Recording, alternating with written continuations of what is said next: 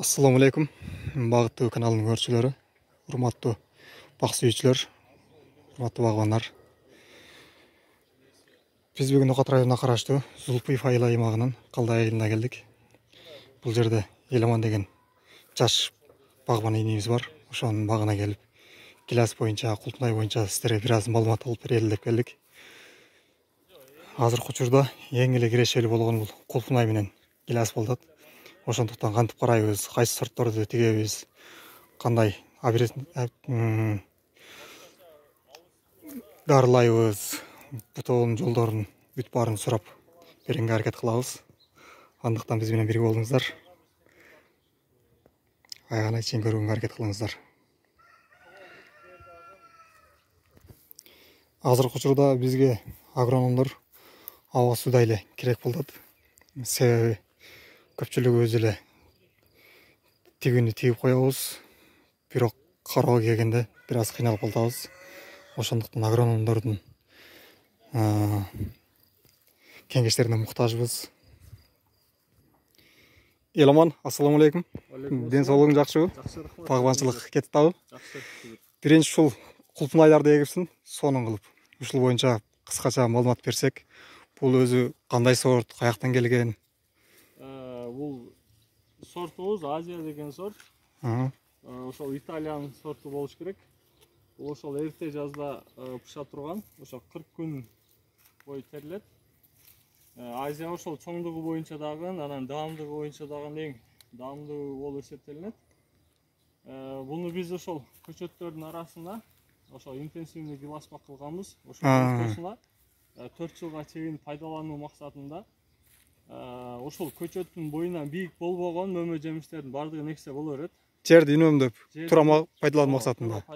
Бизде көчөт эгип алгандан кийин эле мака, жүгөр, башка нерсени эгип салат, ол мүмкүн эмес. Себеби буга фотосинтез бүт күн энергиясын тегиз тийиш үчүн ушул көчөттүн бою менен көтөрүлбөгөн мөмө жемиштердин бардыгы нексе боло берет. Ошол Култунайдагы 3 жыл жашагандыгы үчүн, ошол 3 жыл бою жакшы чүм берген үчүн биз ошол 3 жыл 4-жылдан көчөттөр чүмгө киргендиги үчүн ошол 3 жылда пайдалануу максатында эккенбиз да.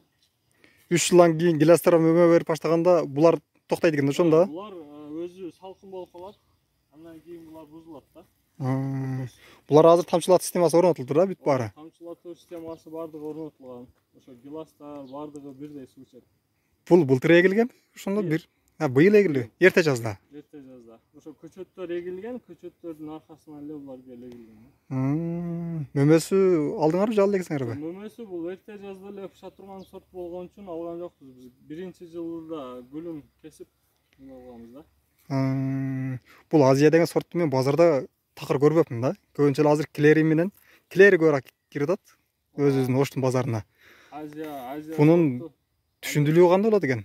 Түшүндүлүгү дагы жакшы болот.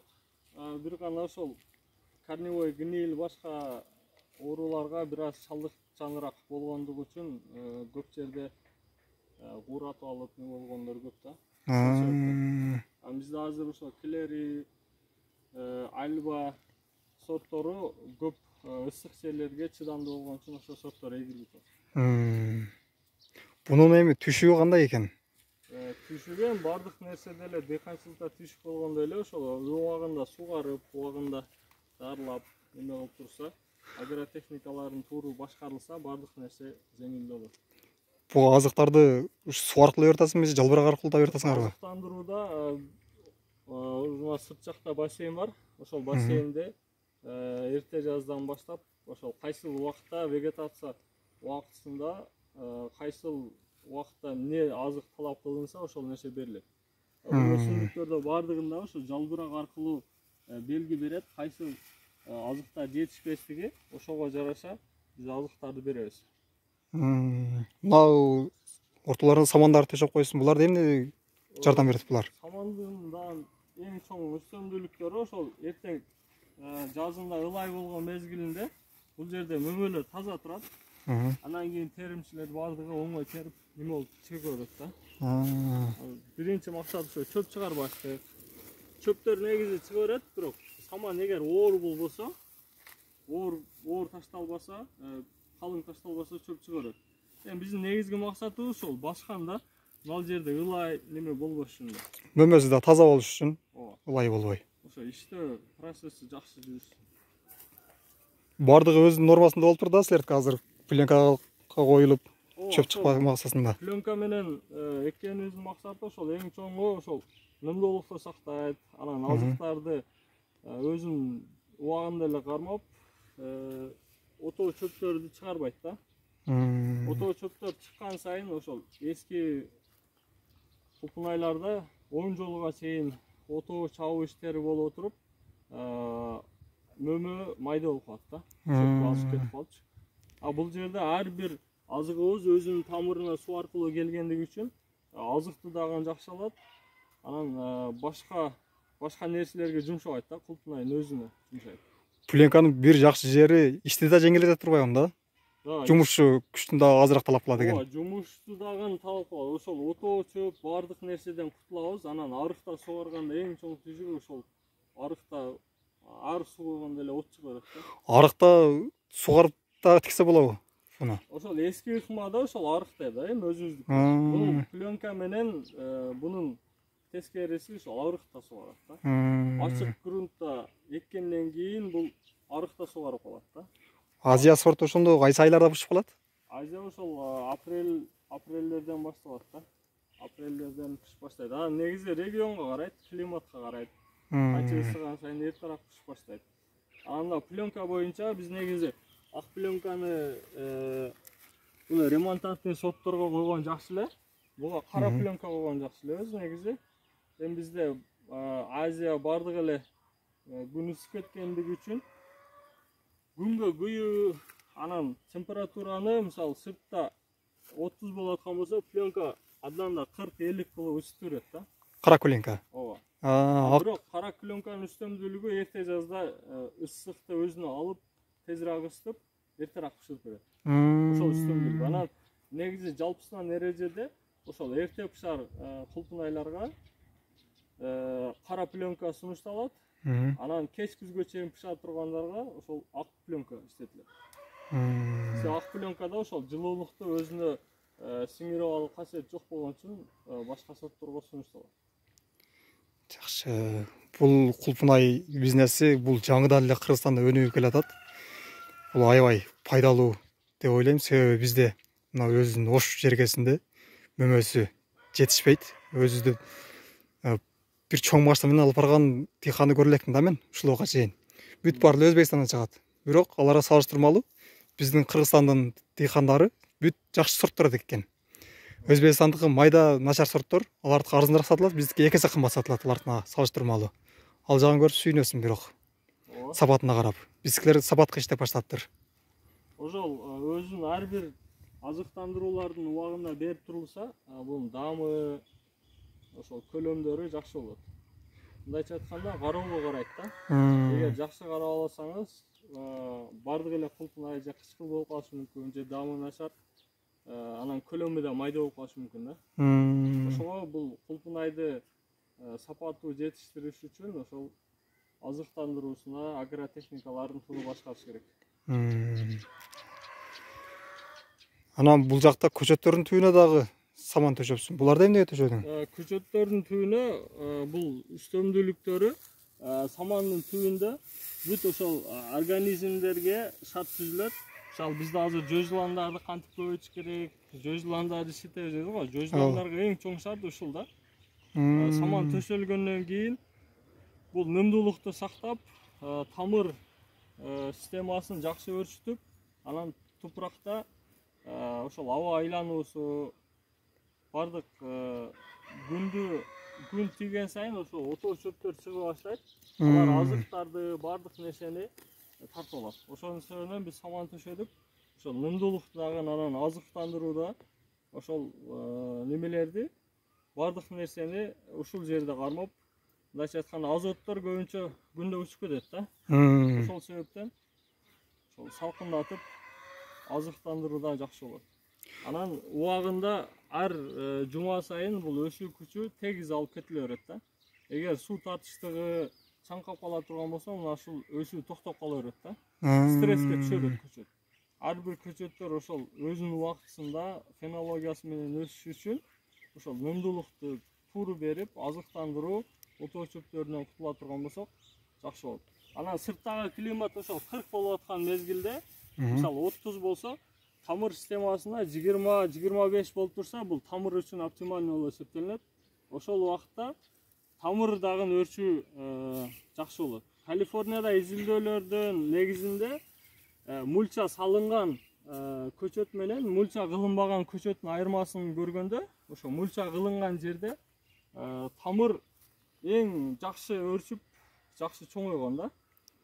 Мульча кылынбаган отоо чөп жерде же болбосо таштак жерлерде эгер мульчасы жок болсо, тамыр өрчүү дагы кыйналат да. Ушунда мульча деген мына түбүнө төшөлгөн нерсени айтабы? Мульча деген ошол түбүнө төшөлгөн нерсе. Бул нерсеге ошол геомембрана бир канча нерселерди иштетсе болот. Саман иштетсе болот, өзүнүн эле коробкаларды иштетсе болот, дагы камыш иштетсе болот.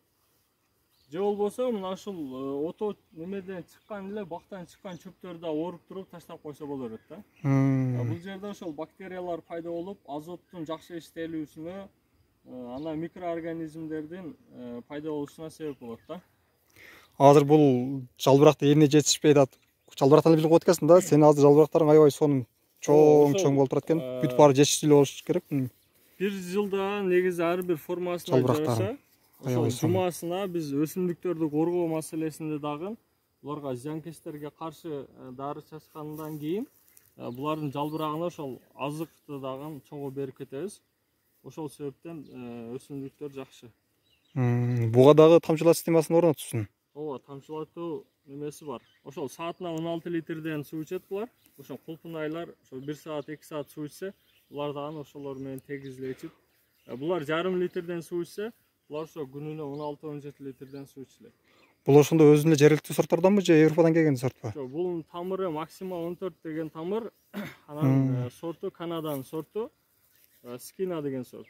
Бунун өзүбүздүн гиластарга салыштырмалуу үстөмдүүлүктөрү бул өзүн өзү чаңдатат. Биздин валовой иштөрүбүз өзүн өзү жакшы чаңдата албай, ысык болгон мезгилде чаңдашуу процесси жакшы болбой, же болбосо аба ырайы начарлаганда арылардын жоктугунун эсебинен жакшы чаңдашпай калып, мына быйыл жакшы мөмө болбоду да эсепте.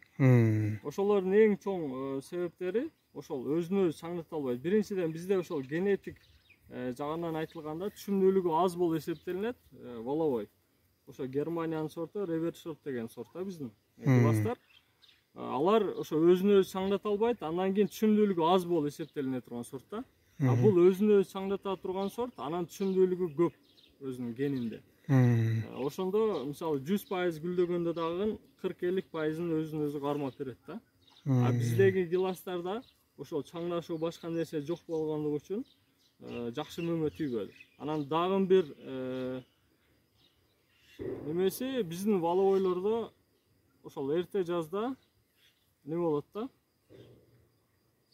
Жакшы чаңдашса көп алып алат да, майда болуп калат. Эгер чаңдашпай калса аз алат да, ирик болуп калат да.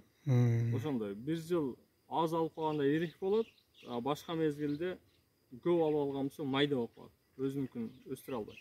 Мына жерлерде ошол өзүн өзү чаңдата турган, андан кийин ар бир нерсе бул тамырга байланыштуу. Бул тамыры Максима 14 болгон үчүн бул Максима 14 дүйнө жүзү боюнча иштете турган тамыр. Ушул тамырдын үстөмдүүлүктөрү данектүү мөмөдө тамыр канча катуу өссө, ошончо түшүмдүүлүгү жакшы болот. Эгер уруктуу мөмөлөрдө, алмаларда, башка уруктуу мөмөлөрдө тамыры канча секин өссө, түшүмдүүлүгү ошончо жакшы болот. Мисалы ошол алмаларда М9 подвой карликовый тамырды иштетилсе, түшүмдүүлүгү жакшы болсо, бул данектүү мөмөлөрдө канча катуу өссө, ошончо түшүмдүүлүгү жакшы болот. Сапаты да жакшы болот. Бизде мисалы Максима 14-тү поликарлик деп айтышат, негизи бул поликарлик эмес. Биздин кара гиласка салыштырмалуу, кара гиласка караганда бул 2-3 эсе катуу өсөт да. Ошонун эсебинен бул сильнорослый бийик өсүүчү болуп эсептелинет. Ошого данектүүдө эч качан карлик, поликарлик деген түшүнүк жок. Бул бир гана уруктуу мөмөлөргө айтылат. Данектүү мөмөлөр ошол. Биз азыр воловой иштөрдү көбүнчө эле арча тибинде бутап келебиз да. Сен буну KGB'га салыпсың. Эмнеге KGB'ни тандадың? Бунун артыкчылыгы эмне? Берки арча тибиндегиге салыштырмалуу. Сиз айткан ошо арча түбүндөгү деген бул лидерный система. Лидерлүү, ооба. Анан лидердин дагы эки түрү бар, супер сплингер деген бар, бул Италиянын ыкмасы. Анан кийин азыркы лидерный системада бул дагы эле тамырга байланыштуу нерсе. Себеби тамырыбызда мисалы максимум 14кө лидер бергенге болбойт да. Бул бир шак менен күчү бул катуу өскөн үчүн башкара албайбыз. А бул максимум 14тө биз ар KGB кылганыбыздын себеби бул катуу өскөн үчүн тамырды басаңдатып секиндетиш үчүн биз лидерди көбөйтүп эртерээк чум киргенге неме басым жасайбыз. Анан катуу өсүүчүлөрдө эмне үчүн көп лидер беребиз? Себеби катуу өскөндө биз өсүү күчүнү башкара албай калабыз да. Бир шак менен, эки шак менен башкара албайбыз. Ошого бул кеминде 20-та, 32-та шак берип гана буну секиндетип мөмөгө киргизүү ыкмасы жеңил болот.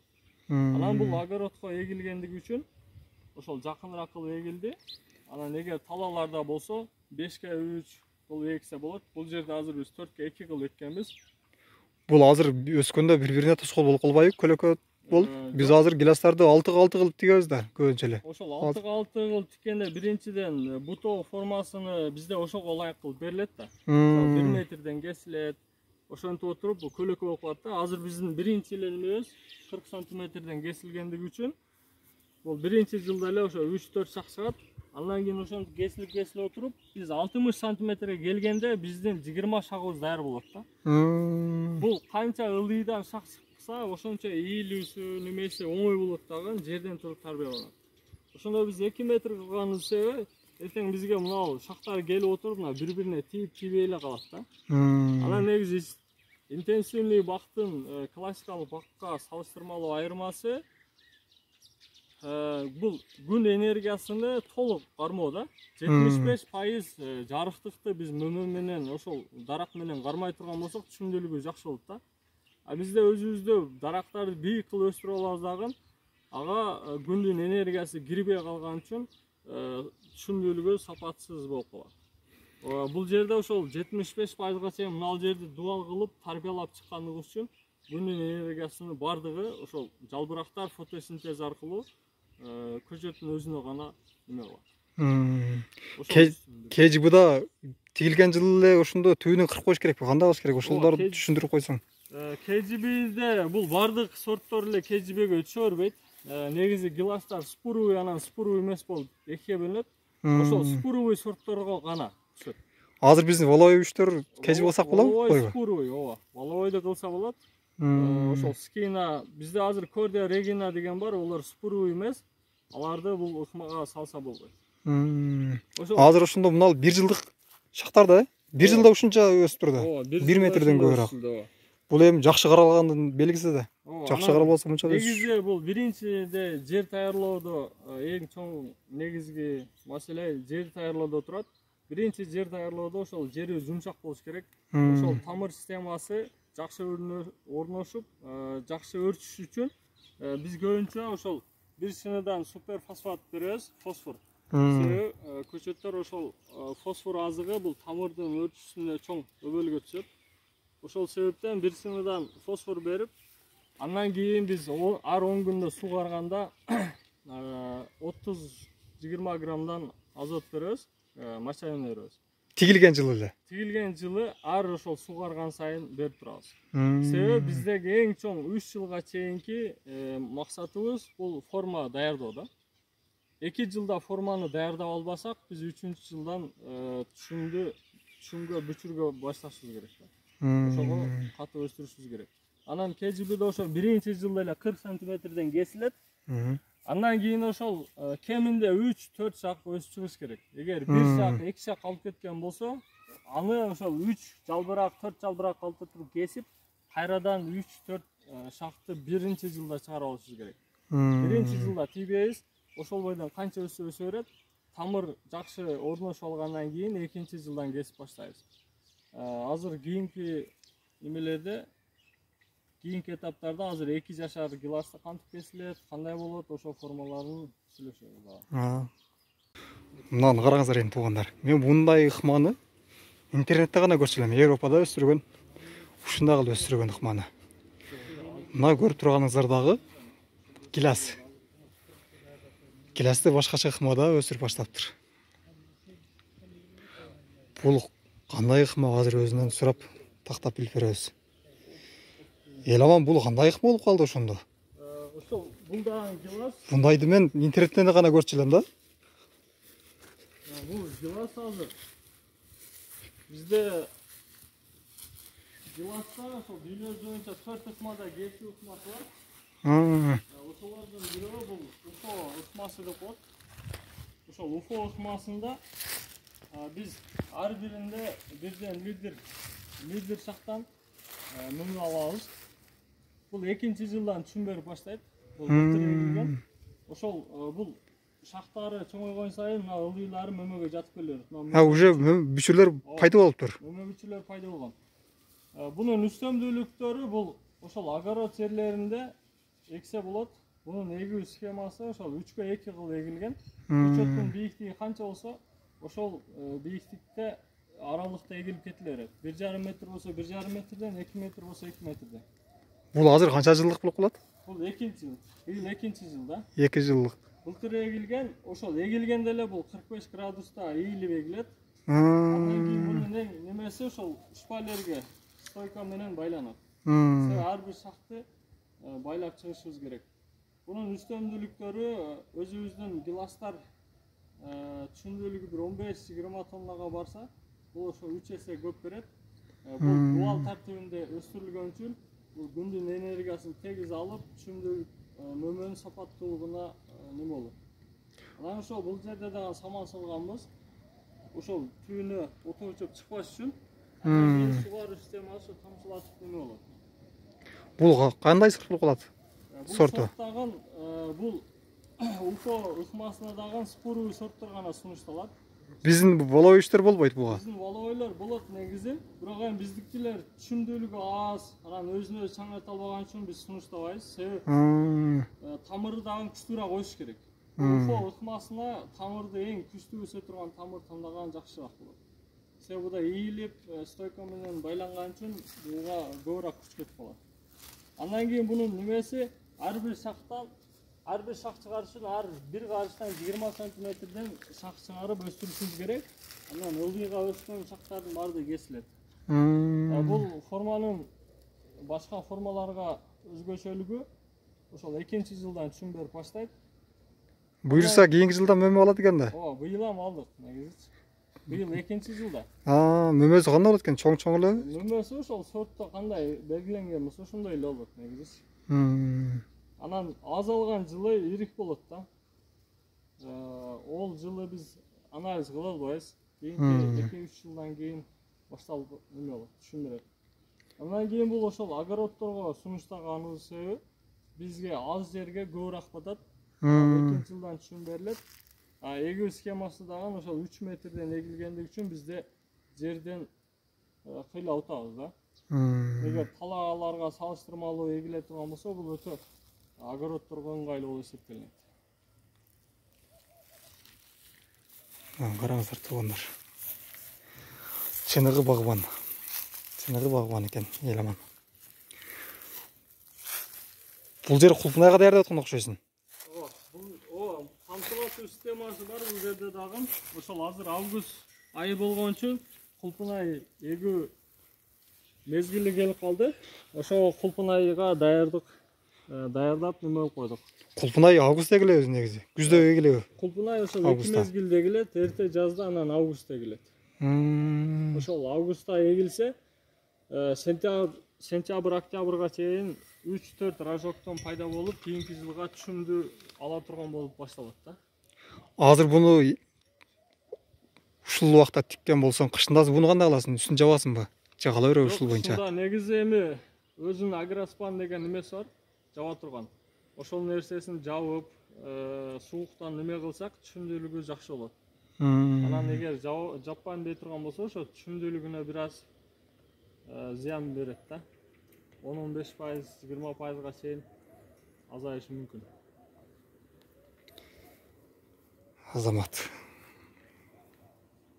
Эми KGB'нын 2-жылдык формаларында көрсөтө кетели. Бисмилла деп Еламандын Гилас багына келдик. Гилас багы суктанарлык эле караптыр. Аябай сонун. Китептегидей эле болуп, түү жоом болуп. Еламан канча жылдык болуп калды бул гиластар? Быйыл 3-жылда булар. Бул дарактын өзү жалбырагынан эле айтып турат да. Эмне жетип турат, жетпеген. Мына карасаңыздар, жалбырактары аябай чоң, ток жашыл. Буда эч кандай оорулар жок. Бүт бардыгы нормасы менен болуптур. Бул гиласка көңдү салбагыла деп калат. Көң салып көрдүңүзчү? Болбой гиласка салганга. Негизи болот. Ошол биогумус кылып же болбосо ошол зыяндарынан чиритип алып бериш керек да. Биз тамырдан алысыраак кылып. Көбүнчө эле жаңы көңдү алып барып түбүнө олар коебуз. Алган болуп калат. Жаңы көң болбойт. Жаңы көңдүн ичинде ошол аммиак күйгүзө турган заттар бар. Ошол нерселердин зыянынан эме болот да.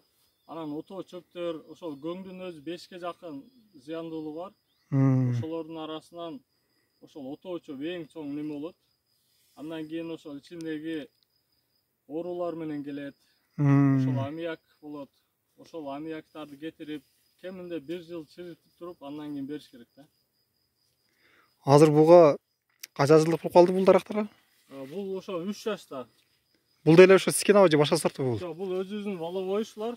Бизде көбүнчө өзүбүздүн воловой тарбияласа болот дейт. Мынашыл воловойду деле ошо KGB'га салгансың. KGB'ге салганбыз. Ошол бунун үстөмдүүлүгү ошол жерде туруп тарбияланат. Кийинчерээк чүмгө киргенде мынашына колтукка байлап эле мөмөсүн тере бересиң. Болбосо бул илгич менен эле илгичти бул жерге илип туруп, мына путка кадап алып туруп эле илгич мынашында пут кармап тура берет өзү. Илгич кармап турат, анан мөмөнү кеңири тере берет. Өзүбүздүн чоң бактарда бир адам 70 килога чейин зорго терсе, бул жерде ошо 150 килодан баштап жогору карап терип кетсе боло берет да. Азыр биздин гиластар бүт эле жогору чыгып кеткенде бүт неме керек болот. Ошол бул KGB ыкмасынын эң чоң үстөмдүүлүктөрү ошол жерде туруп терүү, андан кийин дарылоодо, бутоодо, иш күчү бардык нерседе жеңилдейт да. Бул бакты бир адам гана кеңири башкарып кете берет да. Бул жерге көп адамды иш күчүнө сарптоонун да кереги жок болот. Бардык шактар ошо ийилсек болот. Ошол жерге чейин ийип кеңири терсе боло берет. Ар бир шактардычы. Бул ошондо канча метрге чейин өсөт? Өсүп келгенде. 3 метрге чейин кармайбыз. Андан бийик өстүрбөйсүңөр? Жок, ошо 3 метрге чейин ошол ар бир шагына мөмөгө жаткандан кийин андан нарагына өзү күчү да жетпей калат, бирок 7-8 жылдан баштап ошол 3 метр 2,40-2,50ке чейин кармап кесип турабыз. Азыр мен 3 жылдык, 4 жылдык гиластар бар болбойбу? Лидер кылып, арча тибинде кылып өстүргөнмүн. Ошолорду ушул типке салсак болобу, формага салсак? Жок, азыр бир аз кечирээк эми, бирок чаша кылып туруп өзгөртсө болот. Өзгөртсө болот. Лидерни кылбай эле чаша кылып өзгөртсө болот. Гиласка өзү кайсы форма жакшы дейсиң? Гиласка негизи ошол чаша жакшы да. Чаша. Ошол өзү KGB дагы ошол Австралия бутоосунун гибриди болуп эсептелинет. Анда чашаобразный эле бул делечи. Себеби дайнектүү гилас катуу өскөн үчүн буга көбүрөөк лидер берип гана башкарууга болот да. Буда берке караганда мөмө көбүрөөк болсо керек экен да. Түшүмдүүлүгү ошол ар немесинде, ар бүчүрлөрдө бул эң негизги камчы бутактан мөмө алган үчүн бул сапаттуу болот да. Бизде берки шактары чоңоюп кетет да, карып. Алган майда шактардан жакшы чүм бербейт. Мына ар биринен камчы бутак болгон үчүн сапаттуу мөмө берет. Будан мөмө алып баштадыңбы же баштай элексиңби? Мөмө быйыл мөмө бүчүрлөрүнө байлап баштады. Пайда болуп тура. Кийинки жылдан буюрса бүчүрлөр пайда болупту. Мына мөмө бүчүрлөрүн ал жерде. Мына 3 тип. Мына сиздерге баа айтам деген мына 2 жылдык KGB'нин формасы ушул болуп эсептелинет. Ошол баа көргөнүңүздөрдөй 4 шак болсо, мартта келип эле ошол 4 шакты кескенбиз. Кескенден кийин 4 шагыбыз 12 шакка айланган. 12 шак бүткөндөн кече майдын акырында июндарда дагы бир кесип кылганбыз. ошонун кесүүнүн себебинен мына азыр 20га жакын шахт даяр турат. Ошондо биз KGB'ни 2-жылдан бүтүрөбүз шахтатууну. 3-жыл мына көрүп турганыңыздардай ошол 3-жылга келгенде бүт ушул шахтар мөмөлүү бүчүргө жатып баштайт. Азыр мына шахтардын бүт баары алынбай калабы ошондо кийинки жылга? Баардыгы калат. Себеби бул ошол баардыгы камчы бутак болуп эсептелет. Ушулар баардыгы кетет. Эч кайсы шах кесилбейт.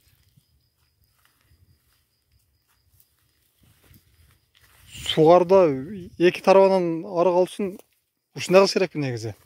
Данектүү мөмөлөрдө тамыры капталга карап кеткендиги үчүн бул эки чекеден агылат. Уруктууларда көбүнчө тик тамыр кеткен үчүн анда деле эки жактан сугарган жакшы болот. Себеби бул тамыр системасы бул оозу менен суу ичкендиги үчүн нымдуулукка карап тамыр аракет кылып баштайт да. Эгер биз сууну эле түбүнө дымдай турган болсок, түбүндө фитофтороз, чирик кесел болуп, тамыр дагы дем ала албай чирип уурап баштайт да. Азыр бул аралыктар деле жакын экен. Канчага канчалык болот? Аралыктары ошо 4,5 2,5 болуп эгилген. Ошондо дагы мына көрүп турасыздар, эч кандай ортосунда неме жок. Орун бар. Эртең келечекте түшүмгө киргенде дагы ушул убакытка эле келет. Мына дагы көп жакын болуп калбайт. Аралыгы кеңири. Себеби биз бутаганда ошол 40 сантиметрден кесип эле ошол жерден шахтатып чыгарганбыз. Ошо ийилгенин себебинен ар бир шахтар жерге ийилчек болуп келген. Эгер биз бийигирактан өзүбүздүн эски ыкмада тарбиялаганыбызда бул шахты ийебиз деп сындырып алмакпыз да. Бул жерден чыккан үчүн ийип кеңири түшүнтүрсө болот. Кийинки жылдан ошондо бунун уч жактары кесилип кандай болот? Азыр 3-жылда бүткөндөн кийин азыр сентябрда дагы бир кесүү бар. Ошол сентябрда мына кесүүлөр мына жерлер кесилет. Ошо учунан чыккан мыналар кесилет.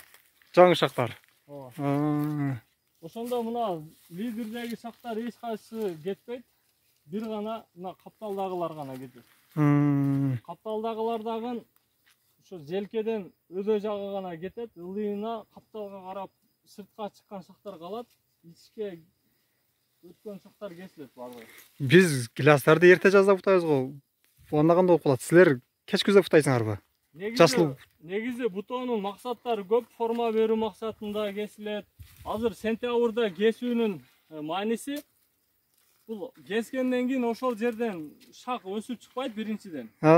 Экинчиден ошол жаңы шак чыкканда эрте жазда ошого күчүнү жумшап салат да. Ошону биз кессек түшүмдүүлүк бул жактагы бүчүрлөргө маани берет дагы мөмөгө иштейт.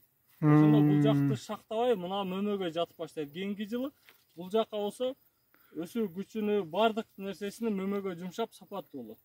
Сентябрда кесүүнүн ыкмасы бул өстүрбөш максатында, андан кийин жаңы чыккан нодаларды алып салуу максатында гана кесилет.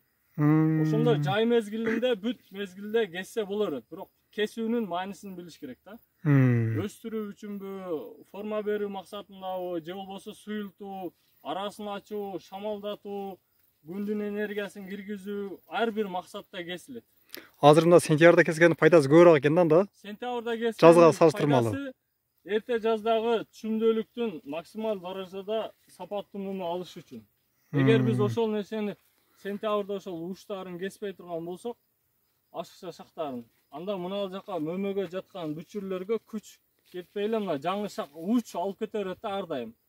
Бул гиласта потенциал, ошо гиласты көрсөтсөңүз, шахта ар бир шактаганда ошо учунан эле шактай берет да. Ошо күчүн бардыгын ошол жерге жумшап салат. Учунан эле бунун өзүнүн физиологиялык немеси ушул да, учунан шактайт. Ушуну биз кесип алып салсак, ошондо түшүмгө бул жака басым жасайт.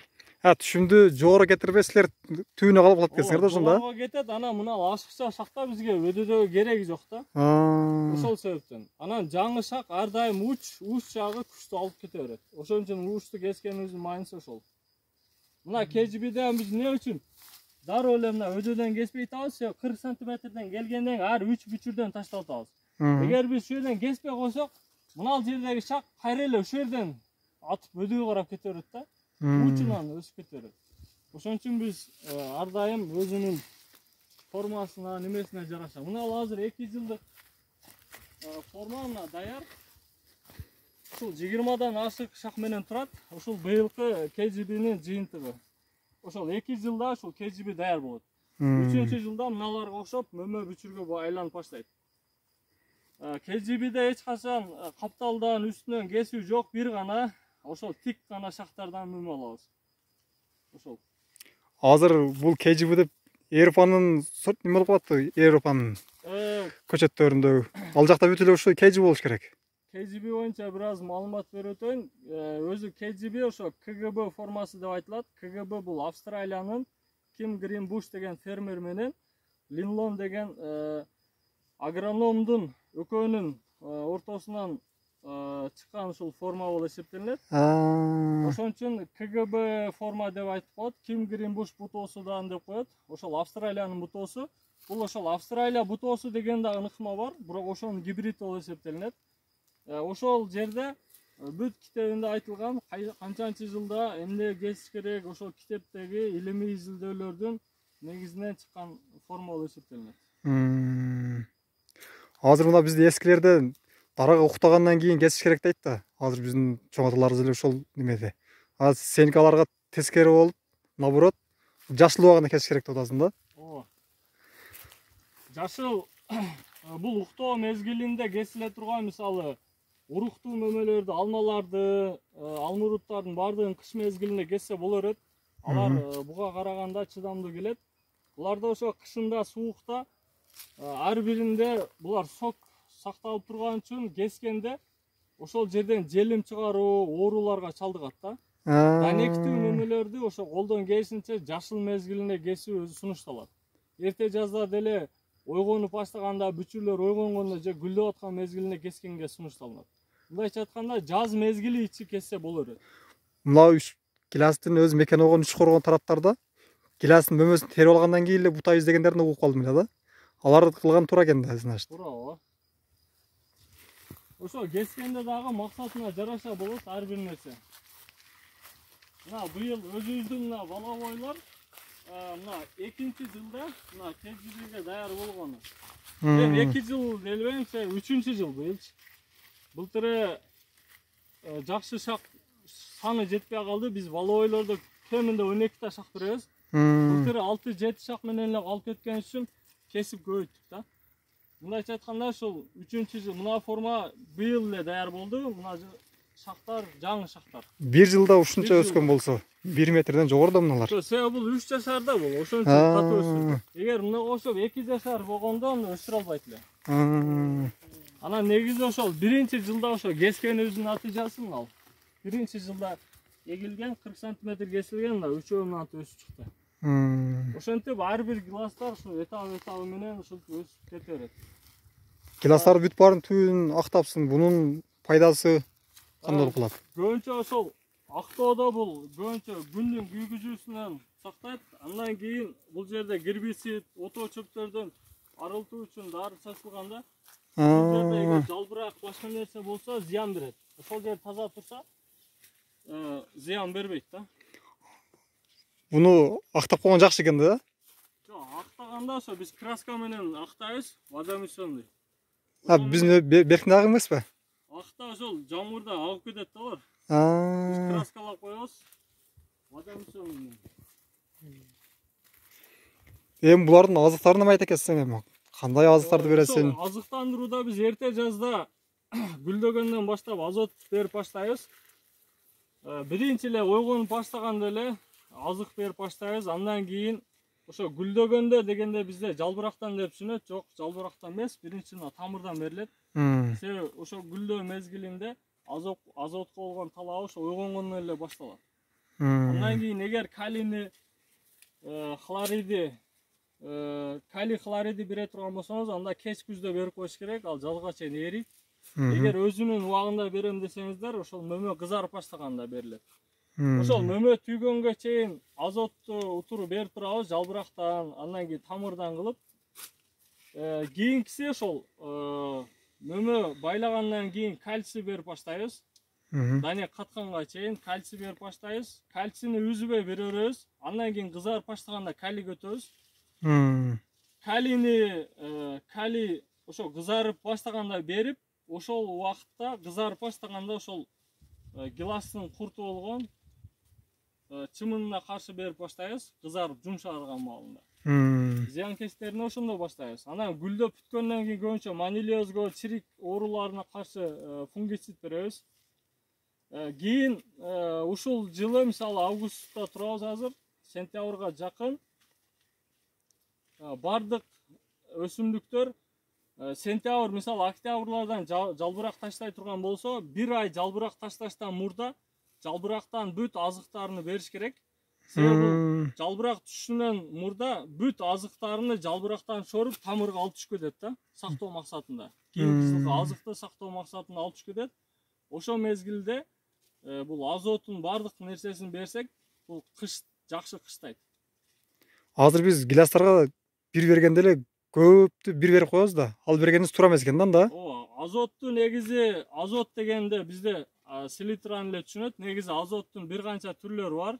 Буну органикалык жол менен да берсек болот, биогумус кылып берсек болот. Же болбосо суюктук, биогумустун суюктарын берсе болот. Бир канча органоминеральный азыктарды берсек болот. Анан мочалина бере турган болсок, биз мына ушул сууну сугарып бүткөндөн кийин деле ошол 50 граммдан гана беребиз. Ошол биз мисалы бир чачканда эле 1 килограммды бир чачып коебуз. Ошол чачкан туура эмес. Ошол 2 килограммды биз сезон бою 50 граммдан баштап чачканыбызда дагы 1 килограмм зорго, бир сезондо зорго беребиз. Ошондо дагы бөлүп отуруп, бир сезонго бөлүп беребиз. Жакшы таасир берет экен да. Жакшы таасир жыйынтык берет экен. Анан зыяндуулук аз болот да. Бизде азот берсең зыян болот деп түшүнүшөт да. Негизи азотту 1 килограмм таштап койсоңуз, албетте нитраты көтөрүлүп кетип зыян болот. Ошол 1 килограмм азотту бөлүп берүү менен бунун нитраты дозасынан ашпайт да. Ошондо бере турган болсок, түбүнө бергенибизде кайсы жерине беребиз? Дарактын түбүнө беребиз же шак келген жерге беребиз? Эгер азот бериле, ошол мочалина бериле турган болсо, ушул сугарып бүткөндөн кийин ушул жер ылай болот өзү. Ооба. Ошол ылай нымдуулукка беребиз, ушул жерден эрип таасир бере берет. Бетине эле чачып коесуң. Ооба, ошол нымдуу ылайдын үстүнө чачабыз да. Ошону эрип кетиш керек. Бул курук жерге чачылбайт. Анан ошол күзүндө амофос берсе болот. Амофосту чачып неме болсо болот. Суперфосфат. Ошол биринчи мөмө жемиште негизи биз көчөттөрдө 3 жылга чейин азот, фосфорго гана басым жасайбыз.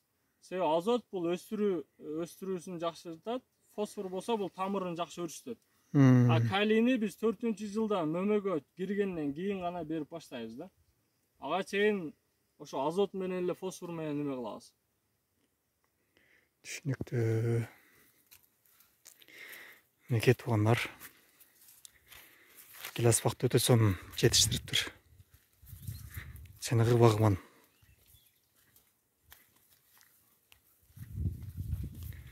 Бардык нерсени өзүнүн убагында, нормасы менен берет экен. Ооруган дарагы деле жок. Көрсөңүздөр болот. Өтө сонун тарбиялаптыр.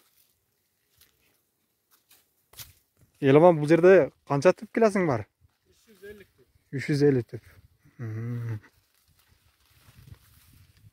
1 гектар жерге 900 дана көчөт болот да.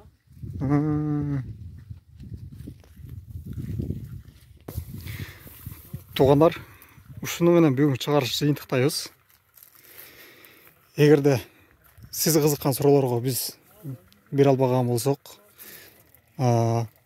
багбандын номерин калтырабыз агрономдун. Өзүңүздөр байланышып, кенен маалымат алсаңыздар болот.